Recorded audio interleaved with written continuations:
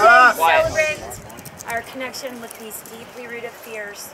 Fears for ourselves, fears for our teammates, fears that we will not live up to the adequacy that we know in our hearts we are capable of being. We are saying goodbye forever to these negative thoughts that have plagued our mentality when we have competed and led us to believe anything less than the perfect selves and perfect routine that we know that we can do. It's been very nice knowing you, and we hope that you never come back. And as we bury you into this hollow ground, we celebrate the fact that you will never return to an earthly existence. And I got your music for you, and I pulled some major strings to make sure that the routine is as perfect as it can possibly be. So you've come together like no other team we've ever had before emotionally, and I want you to tell the story of how connected you are, and I want you to put a new kind of symbolism on Coed. You ready to say something, make a wish, and pass it around, and just be thoughtful about your season from the beginning to now. And then we're gonna say something. Y'all, I'm gonna cry like this, like serious.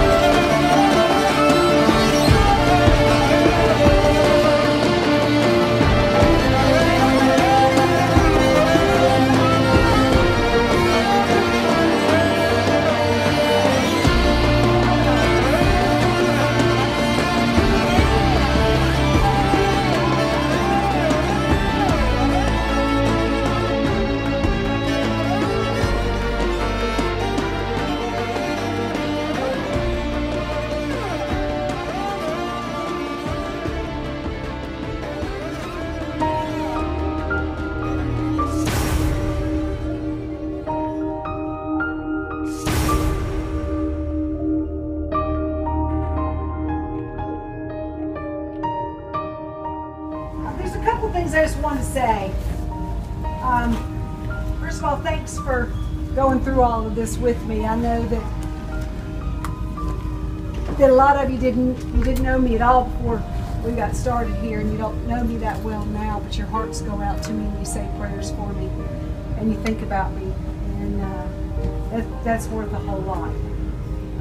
But there's a couple of things that I don't ever want any of you to forget that I've learned as I've watched you go to competitions, as I've sat up here above you, as I've thought about the fact that, this age group tends to be incredibly selfish and self-centered and hard to get motivated to do some things.